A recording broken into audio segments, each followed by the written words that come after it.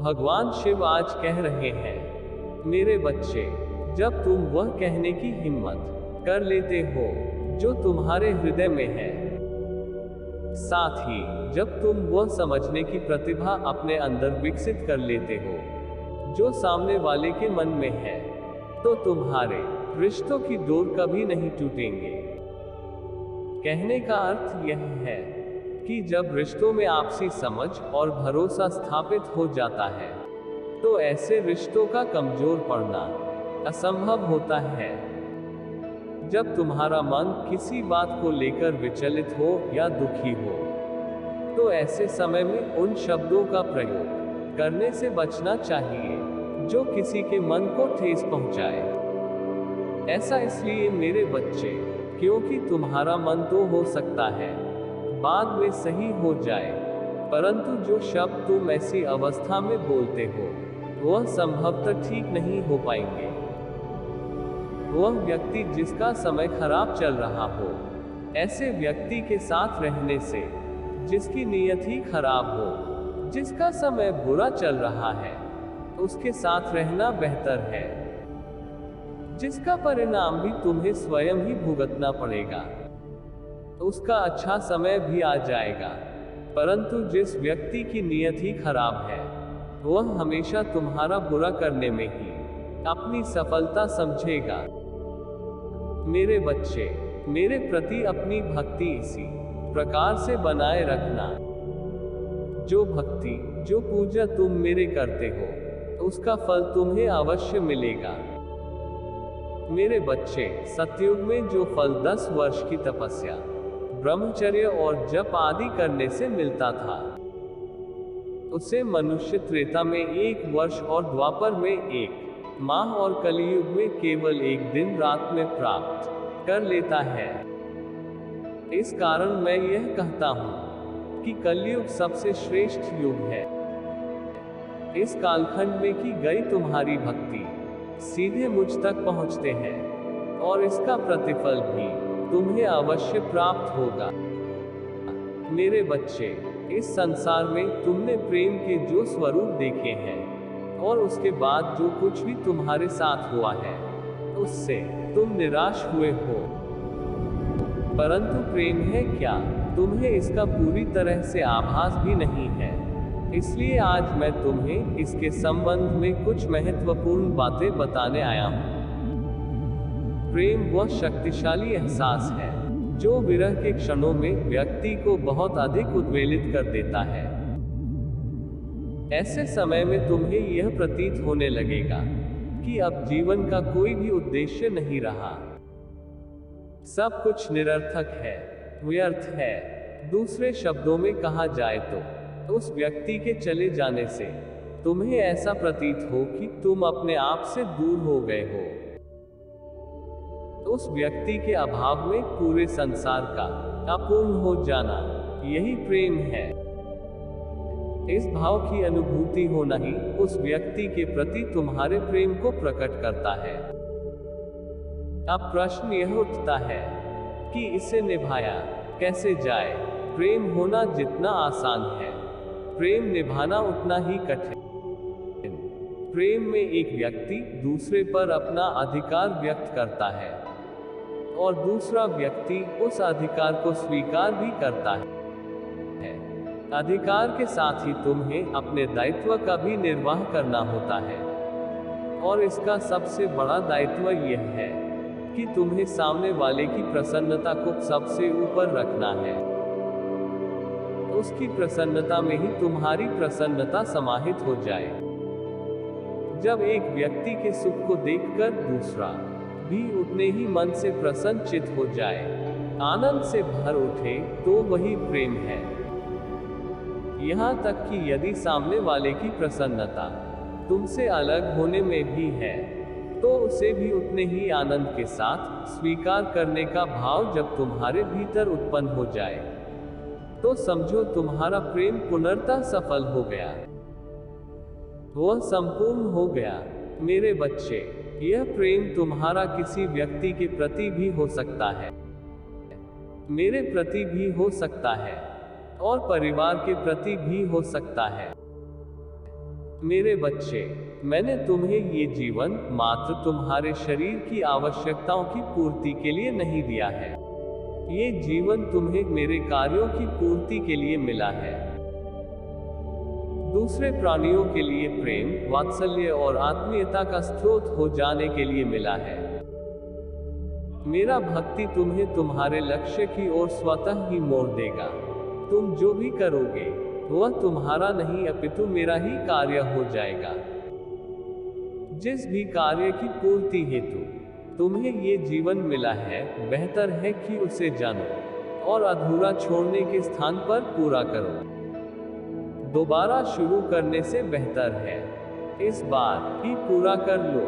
मुझसे जुड़ने और जानने में कभी भी भयभीत मत हो जाओ। मुझसे बात करो जैसे तुम अपनी माँ से करते हो, जैसे तुम अपने पिता से करते हो, जैसे तुम अपने मित्र से करते हो। मेरा उत्तर भी तुम्हें उसी प्रकार से स्वतः मिलता चला जाएगा। इस धरती पर अथवा तुम्हारे जीवन में जो भी उथल पुथल मची रहती है, उसका कारण मैं नहीं हूं। मैंने तो मनुष्य को बुद्धि दी है। तुम जैसा चाहो सोच सकते हो, जो चाहो कर सकते हो। ये तो तुम्हारे सत्कर्म और दुष्कर्म ही है जो तुम्हारा भाग्य निर्धारित करते हैं। जो लोग तुम्हें आज बुरा करके भी आनंद में प्रतीत हो रहे हैं, उनका भाग्य भी निर्धारित है। तुम्हारे भीतर असीम संभावनाएं हैं। अपना विश्वास मुझ में इसी प्रकार बनाए रखो। मेरे बच्चे, जब तुम इस संसार को ही सब कुछ मानकर बैठ जाते हो, इसे ही अपनी उत्पत्ति और अंत मान लेते हो, तो तुम्हारी शक्तियां और तुम्हारा सामर्थ्य भी इस संसार की भांति सीमित और नश्वर हो जाता है। यथार्थ इससे भिन्न है। जब तक तुम स्वयं को इस संसार के उलझनों में उलझाए रखोगे, तब तक तुम्हारा जीवन उलझा ही रहेगा। इसके विपरीत यदि तुम स्वयं को अनंत ब्रह्म अर्थात मेरे अंश के रूप में स्वीकार करोगे, इस बात को अपने अंतर्मन में बिठा लोगे, तो इस संसार की भांति तुम नश्वर नहीं रह जाओगे। किसी भी उद्देश्य की पूर्ति के लिए तुम्हें जिस भी शक्ति और सामर्थ्य की आवश्यकता पड़ेंगे, वह तुम्हें स्वतः ही उपलब्ध होता चला जाएगा। तुम्हारे संकल्प सत्य होते चले जाएंगे। यही भरोसा एक भक्त को सशक्त करता है। तुम्हारा उद्धार भी इसी में निहित है। इसके लिए तुम्हें मंदिर मंदिर भटकने की भी आवश्यकता नहीं है। बस मन मंदिर में इस बात को बिठा लो, इसका मनन और चिंतन करो। मुझ पर अपना भरोसा अडिग रखो। तुम स्वयं को जिससे जोड़ते हो, उसे भांति बनते चले जाते हो। जैसे विचार तुम्हारे मन में स्थापित हो जाते हैं, वैसा ही व्यक्तित्व तुम्हारे जीवन में स्थापित हो जाता है। यही व्यक्तित्व तुम्हारे जीवन यात्रा की दशोदिशा निर्धारित करता है। मेरे बच्चे, इस संसार में तुम्हें स्वयं को खुश रखने का दायित्व तुम्हें स्वयं अपने पास ही रखना चाहिए। यदि तुम अपनी प्रसन्नता का दायित्व किसी और के हाथों में सौंप दोगे, तो तुम्हारे सुख और दुख दोनों पर सामने वाले व्यक्ति का ही नियंत्रण रहेगा। यह तुम्हें आंतरिक रूप से धीरे धीरे निर्बल करता चला जाएगा।